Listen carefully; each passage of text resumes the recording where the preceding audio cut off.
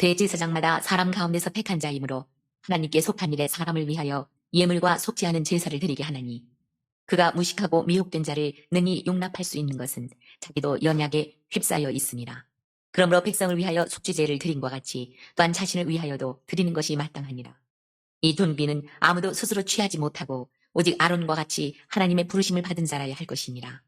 또한 이와 같이 그리스도께서 대제사장 되심도 스스로 영광을 취하심이 아니요 오직 말씀하시니가 그에게 이르시되 너는 내 아들이니 내가 오늘 너를 낳았다 하셨고, 또한 이와 같이 다른 데서 말씀하시되 내가 영원히 멜기세덱의 반차를 따르는 제사장이라 하셨으니 그는 육체에 계실 때에 자기를 죽음에서 능히 구원하실 이에게 심한 통곡과 눈물로 간구와 소원을 올렸고 그의 경건하심으로 말미암아 들으심을 얻었느니라.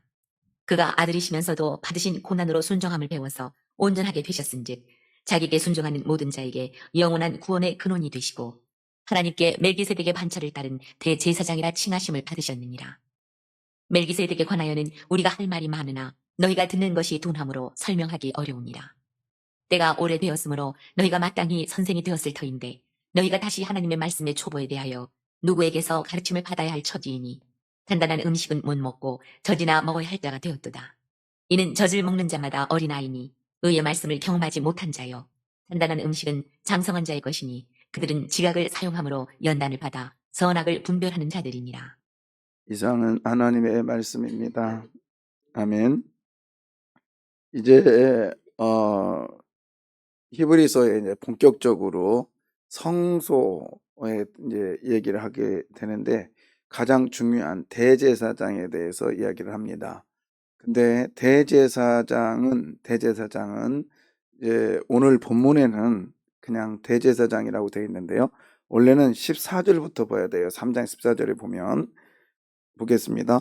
그러므로 14절 3장 우리에게 큰 대제사장이 계시니, 그러니까 대제사장이면 되는데 거기다가 뭘 붙여요? 큰이라고 하는, 그러니까 여기서 큰이라고 하는 이 단어는 위대한, 그리고 어떻게 보면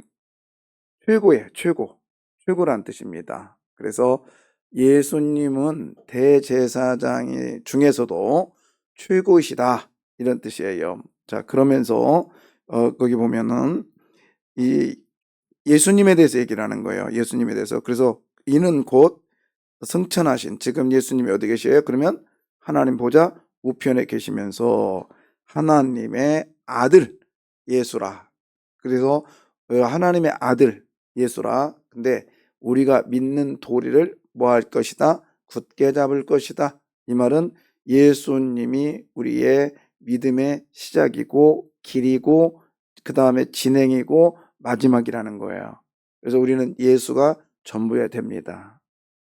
그러면서 자, 거기 보면은 우리 예수님은 어떤 분이시냐? 15절. 우리에게 있는 대제사장은 우리의 연약함을 동정하지 못할 이가 아니요. 못할 이가 아니요. 못하다와 아니다가 두 번 부정이잖아요. 이 말은 강한 뭐죠? 긍정입니다. 최고의 긍정. 예수님은 우리와 똑같이 시험을 당하셨기 때문에 우리의 모든 사정을 다 아시고 되려 우리의 것을 도와주십니다. 그래서 그 다음 구절이에요. 그 다음 구절에 그러므로 우리는 긍휼하심을 받고, 긍휼하심, 라함, 그러니까 자비하심, 불쌍히 여기심. 그래서 우리가 한없는 하나님의 은혜를 받고 그 다음에 이제 뭐예요? 거기다 동그라미 쳐봐요. 때를 따라 돕는 은혜. 할렐루야. 때를 따라 돕는 은혜. 이거 또 다른 의미가 있는데 그냥 오늘 그냥 문장으로만 갈게요. 때를 따라 돕는 은혜. 은혜의 보좌 앞에 담대히 나갈 것이다. 여기서 은혜의 보좌. 마치 대제사장이 어디로? 속죄소로 가는, 지성소로 들어가는 이런 은혜의 보좌. 우리가 예수 그리스도를 통하여 믿음의 도리라 했던 길이잖아요. 그래서 길을 예수 그리스도를 통하여 그 길로 가면 은혜의 보좌, 누구죠? 하나님을 만나게 된다는 거예요. 근데 그 하나님은 언제? 때를 따라 돕는 은혜요. 아멘입니다. 여러분, 때를 따라 돕는 은혜가 저와 여러분에게 있기를 원해요. 예. 어제 25일이었잖아요. 저는 너무너무 행복했습니다. 너무너무 행복했어요.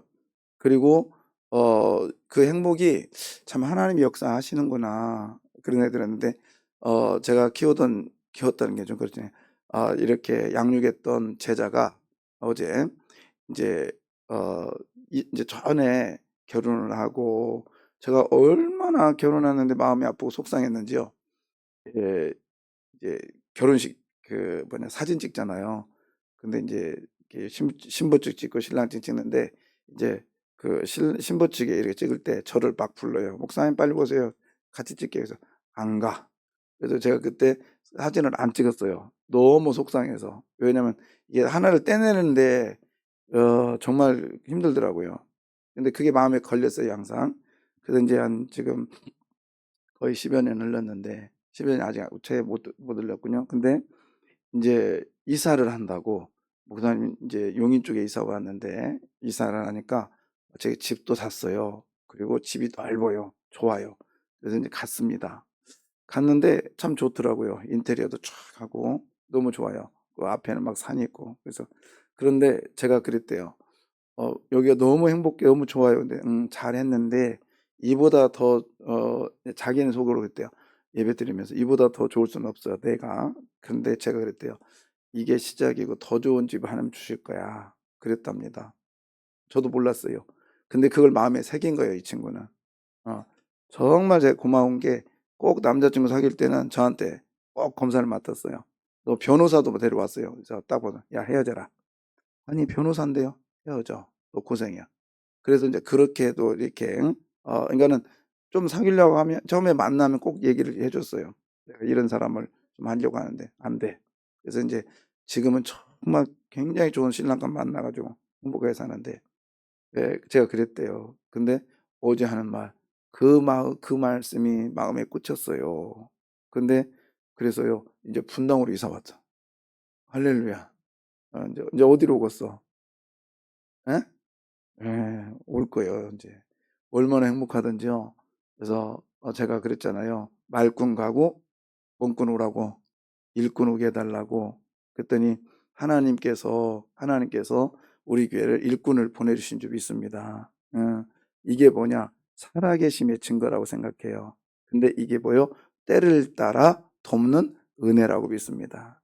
때를 따라 돕는 은혜. 너무 힘들었어요. 한 달여 동안 정말 힘들더라고요.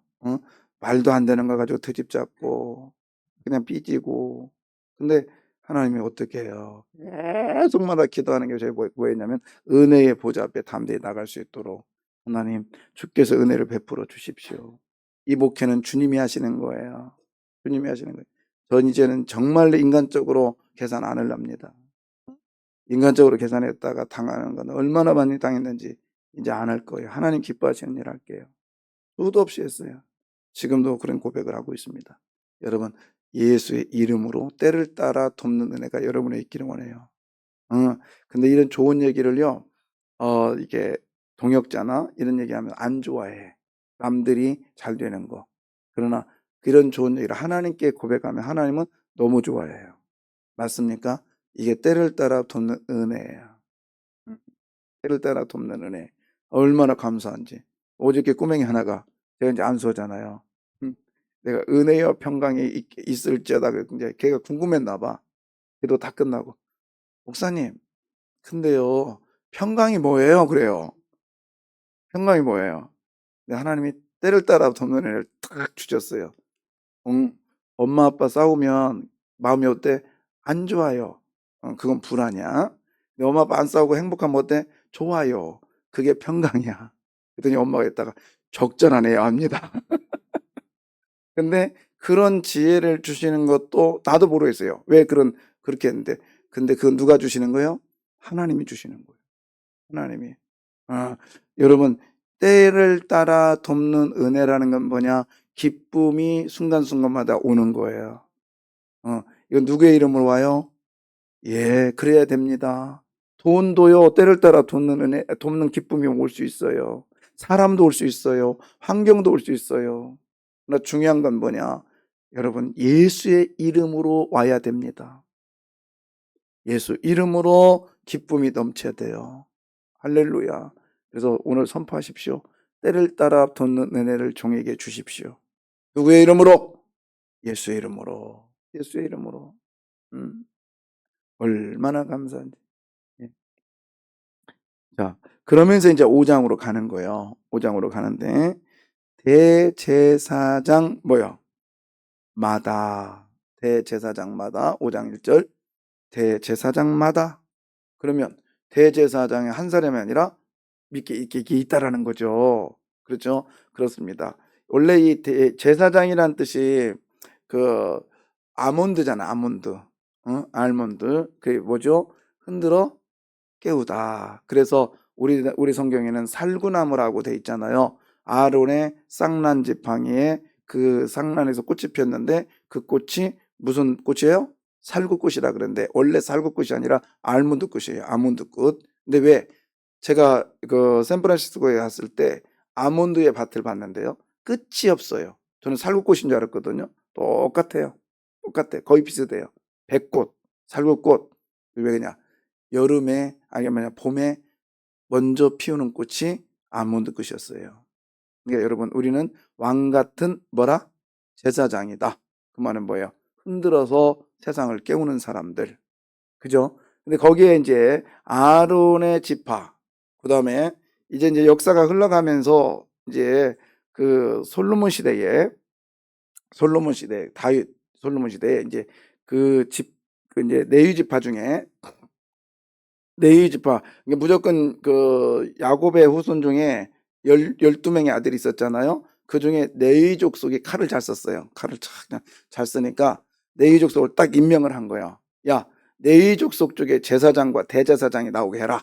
그래서 아론도 그렇고, 그래서 레위 족속만이 대제사장이 될 수 있는 거예요. 제사장이 될 수 있고요. 그래서 원래 이제 그 족속이 그래요. 레위 족속, 제사장 부류, 그다음에 대제사장 그렇게 되거든요. 근데 생각해 보십시오. 이제 역사가 시대가 흐르면 저도 이제 저의 존재가 이제 있는데 저희 아들이 둘이잖아요. 아들이 이제 딸은 뭐 저기 하고 아들이 둘이면 이제 첫째 아들, 둘째 아들이에요. 또 시간이 지나면 이 첫째 아들도 결혼해 애를 낳을 거고 둘째 아들 애를 낳을 거고 그러면 이쪽 계열 이쪽으로 쭉 흘러가는 계열이 있고 또 이쪽 계열이 있을 거 아닙니까? 이런 식으로 레위 지파의 계열이 쫙 있었어요. 있었어요. 그중에 이제 아비아달이라고 하는 그 다윗 시대에 그 제사장이 있었는데 이 이제 쉽게 말하면 정치와 그 종교가 같이 가는 거예요. 같이 가는데 다윗 계열 때는 아비아달 쪽으로 이제 그 힘이 있었어요. 근데 이게 쿠데타가 일어나고 막 하면서 사독 계열이라고 하는 이 계열이 이제 제사장 계열로 딱 서게 됩니다. 대제사장 계열로. 그리고 이제 다른 사람은 안 되는 거예요. 힘이 이제 사독 계열이든가. 그러니까 이제 그러면서 사독 계열이 쭉 이제 와요. 사람들의 이미지가 이제 시간이 흘러가면서 아, 대제사장은 사독 계열만 되는 거구나. 이렇게 이제 믿었어요. 이게 믿었다고요. 그게 이제 이거예요. 자, 보십시오. 대제사장마다 어디 가운데? 그렇죠. 사람 가운데 뭐한 사람? 택한 사람. 그러니까 대제사장의 조건은 뭐냐면 자기가 나 대제사장 될래요. 이렇게 되는 게 아니라 택함을 받은 자라는 거예요. 택함을 받은 자. 그러니까 무조건 자기 의지가 아니라 택함을 받았는데 그게 이제 하나님으로도 주셨지만 사람들이 생각할 때는 저 계열 아니면 안 돼. 어? 그뭐 북한에 무슨 계열 무슨 뭐죠? 김정은의 무슨 혈통이라고 백두혈통 이런 식으로 사독 계열만이 이제 대제사장이 됐어요. 자, 그다음에 이제 이 사람은 무슨 일을 하느냐? 이제 그 조금 더 해줄까요? 사독 계열 이제 그러다가 이제 이제 이런 일이 있는 거예요. 시리아의 이제 총독이 이스라엘의 정책을 헬라의 문화로 바꿔버리려고 하는 정책을 씁니다. 그때 이 사독 계열을 없애버려요. 사독 계열을 없애버리고 다른 이제 제사장을 세우니까 저건 아니야. 저건 가짜야. 그래가지고 거기서 그 계열들이 빠져나와요. 한 계열들이 빠져나와서 어디로 가냐면 사해바다 위쪽으로 올라가요. 거기에 이제 그 계열 중에 하나가 세례요한의 계열이거든요. 가요. 가가지고 우리는 저 가짜들하고 응? 종교와 정체와 타협한 저 인간들하고는 안 해. 그래 갑니다. 가가지고 판을 만들어요. 거기서 이제 공동체 생활을 해요. 그게 쿰난 공동체라고 그래요. 에스테네파. 그래서 걔네들은 하얀 옷을 입고 그 다음에 정말 정결하게 살았어요. 그래서 이제 그렇게 하다가 이거 안 된다 해가지고 어떻게 했냐면 다른 계열이 또 쿠데타를 일으킵니다. 이스라엘에 그게 마카비라고 하는 대제사장 5명으로 중심으로 해서 전쟁을 일으킵니다. 이겨버렸어요. 그래서 마카비 전쟁이라는 아주 유명한 전쟁이 있는데 그게 한 100여 년 동안 흘러가죠. 그러면서 이제 예수님의 탄생이 이제 나중에 나타나요. 그런 식으로 해서 그때까지도 이제 그 SNF파는 계속 있었고요. 그래서 이제 이런 식으로 대제사장이 계열이 이제 바뀌기도 해요. 그래서 이제 이 부류는 제가 시간이 되면 나중에 다시 자세하게 말씀을 드려볼게요. 여튼간에 사람들 중에 택함을 받은 것이 대제사장이었어요. 그 다음에 두 번째 조건은 뭐냐? 두 번째 조건은 이거예요. 2절. 그가 무식하고 아니 그 다음에 두 번은 뭐냐면 하나님께 속한 사람이고요. 두 번째는 사람을 위하여 예물과 속죄 제사를 뭐 하는 사람? 이 사람이 해야 되는데 그 다음에 2절에 보면 그가 무식하고 미혹된 자를 능히 용납할 수 있는 것은 자기도 뭐죠? 연약에 휩싸여 있습니다. 그러면서 무식하고 그러니까 모르는 사람 뭐 이렇게 하는 것에 다른 데에서 용납을 하면서 이게 뭐냐면 이런 거요. 올해 드렸는데 아니 어제 작년에 나 이런 죄 짓다고 이렇게 왔어요. 와가지고 재물 갖고 왔네. 어떤 제사장이 대제사장이 또 보면서 그래 드렸어요. 근데 올해 또 왔어. 또 왔어. 그러면 이미 어제 작년에 드렸는데 왜 또 왔냐? 막 이게 아니라 그래 나도 해보니까 나도 인간이라 죄를 짓더라. 그래 내가 비록 이렇게 제사장직을 하지만 나도 죄인이다. 그러면서 그를 도와주는 거예요. 그게 대제사장 역할이라는 거예요. 여러분 우리도 그렇게 살아야 됩니다. 왜 저 사람 저런 죄를 짓고 왜 저러냐고 아니라 그의 죄를 보면서 나를 돌아봐야 돼요. 여러분은 죄 져요 안 져요? 많이 져요 조금 져요? 조금 져요? 에, 우리 권사님 조금 짓고 저기 집사님 많이 짓는데 그러니까 다 죄인이야. 자, 그 다음에 이제 그 4절에 보시면 4절에 보세요. 자, 읽어봐요. 이 종기는 아무도 스스로 취하지 못하고 오직 아론과 같이 하나님의 부르심을 받은 자라야 할 것이니라. 예. 그러니까는 하나님의 뭐죠? 부르심을 받은 자. 그러니까는 이 대제사장은 하나님이 정한 자다. 그 다음에 해야 될 것은 연약한 자를 돕는 거고, 그 다음에 또 이게 이제 그 1절에 보면 사람과 하나님 사이에 연결을 시켜주는 것. 근데 실제적으로 이 사람이 연결시켜 주는 건 아니에요. 그냥 장만 열어주는 거고 실제적으로는 예수님밖에 없습니다. 그렇잖아요. 그 일을 하는데 이 제사장을 예수님과 연결을 시켜줘요. 그래서 예수님 스스로가 나 하나님의 아들이야.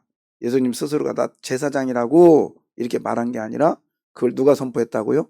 하나님이 선포하셨다는 거예요. 그래서 시편 2편의 내용을 가지고 이렇게 말합니다. 5절에 또한 이와 같이는 말은 굉장히 중요한 말이거든요. 1절과 4절에 세 가지를 얘기했어요.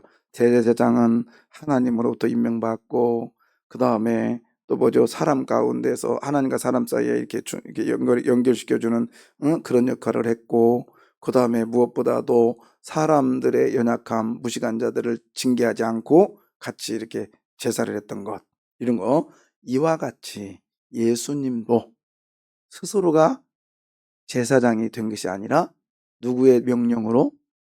하나님의 명령으로 됐다.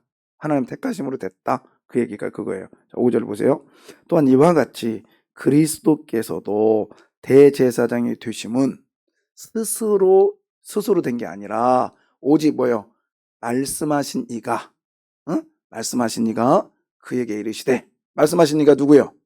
성부 하나님 너는 내 아들이다. 내가 오늘 너를 낳았도다. 할렐루야.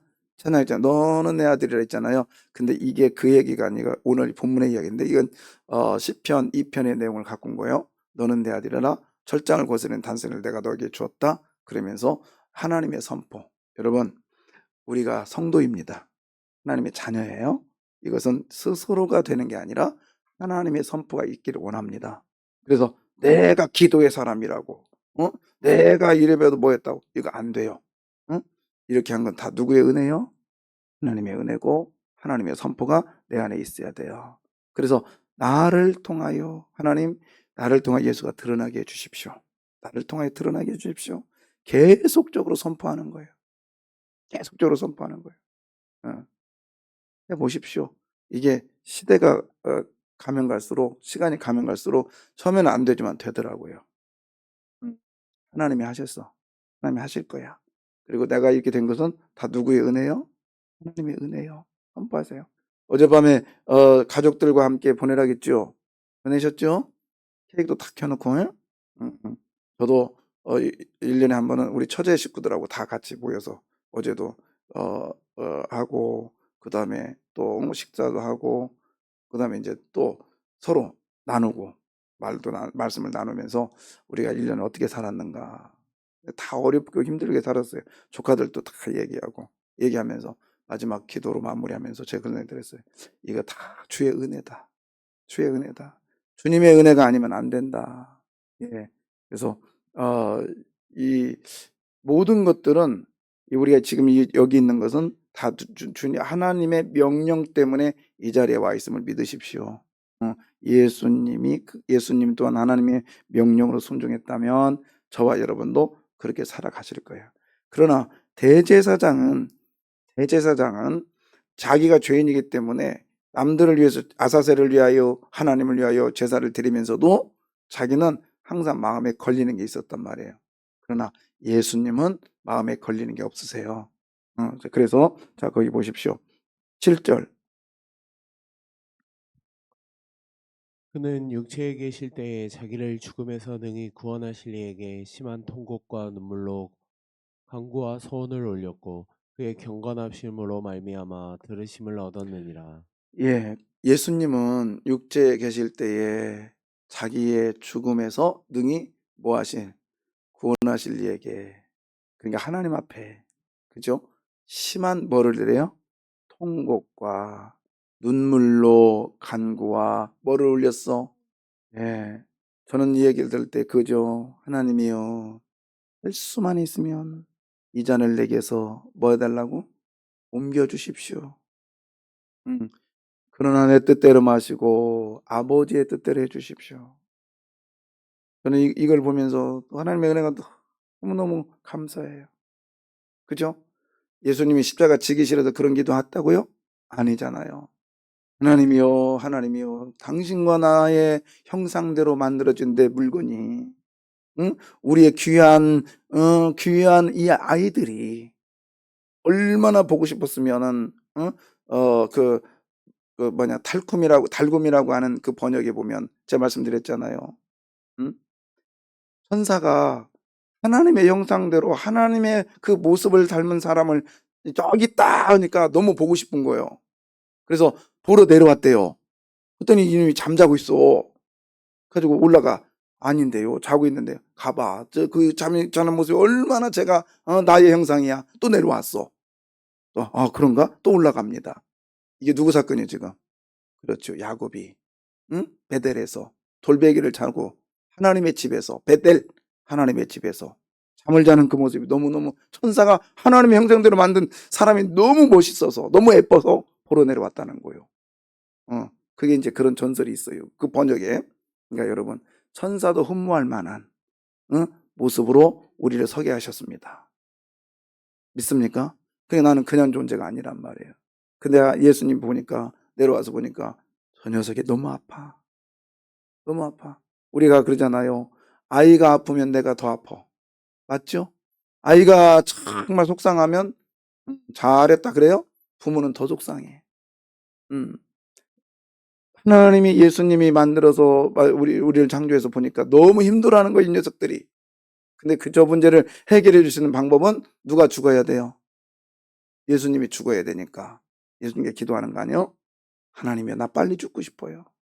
그래야 한시라도 빨리 죽어야 쟤네들 문제를 해결할 건 아닙니까? 그게 뭐죠? 아버지, 할 수만 있으면 이 잔을 뭐죠? 내게서 고통의 잔이 빨리 쟤네들한테 옮겨지게 해주십시오. 그러나 나는 빨리 죽고 싶지만, 응? 빨리 내가 고통을 감내하면서 쟤네들의 문제를 해결해 주고 싶지만, 다만 내 뜻대로 마시고 누구의 뜻대로? 아버지의 뜻대로 해주십시오. 이게 예수의 사랑. 응? 억지로 너무 힘들어서 예수의 당신이 지어야 될 십자가가 너무 힘들어서 고통스러워서 찍기 싫어서 할 수만 있으면 이 잔을 옮겨달라고 했다면 나 그 예수 안 믿겠다니까요. 응? 아버지가 할 수만 있으면 이 잔을 내게 옮겨, 나 죽기 싫어요. 응? 너무너무 힘들어서 죽기 싫어. 이런 억지 예수라면 나는 그런 예수 안 믿겠어요. 예수님은 우리를 너무 사랑하셨어요. 믿습니까? 응? 죽음을 감내하서까지라도 우리를 그렇게 사랑하셨어요. 그렇게 사랑하셨어요. 예. 우리의 사랑. 그래서 어제 말씀 준비하면서 이런 이야기가 떠돈다고 그래요. 근데 이제 그 아이가 그랬대. 이제 아빠가 이제 연세가 드셔서 얘야 잘 모르잖아요.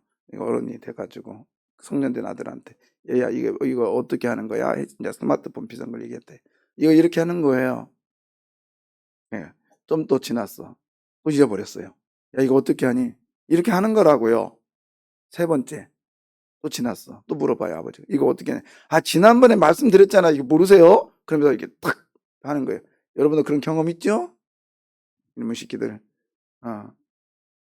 그러다가 이 아들이 우연찮게 아버지의 일기장을 봅니다. 네, 우리 아들이 이제 조금씩 세상, 이렇게 아버지의 일기에 써 있는 거예요. 어렸을 때. 우리 아들이 이제 조금씩 눈이 떠져나 보다. 아빠 이게 뭐예요? 나는 그걸 가르쳐 줬다. 근데 이 녀석이 아빠 다음에 또 물어본다. 또 가르쳐 줬다. 생각해 보니까 30번을 물어봤다. 그래 난 다 가르쳐 줬다. 똑같은 얘기를 똑같이 했다. 네 아이 이 녀석이 너무 좋아한다. 나는 너무 행복하다. 그 일기장을 딱 보면서 이 아들이 그랬대요. 자기는 3번가 또 화냈는데 자기 아버지는 몇 번? 30번. 이게 부모 아니에요? 근데 이 부모보다 300번, 3000번 아니면 3만 번까지도 우리 하나님 대답해 주시는 분이죠. 믿습니까? 이분이 저의 연약함을 모른다 하지 아니하시고 때를 따라 돕는 은혜로 역사해 주십니다. 아멘, 아멘, 아멘. 그래서요, 여러분 우리는요 순종함을 응답해 주시려면, 응답을 보려면 순종하시기를 바라요. 자, 8절.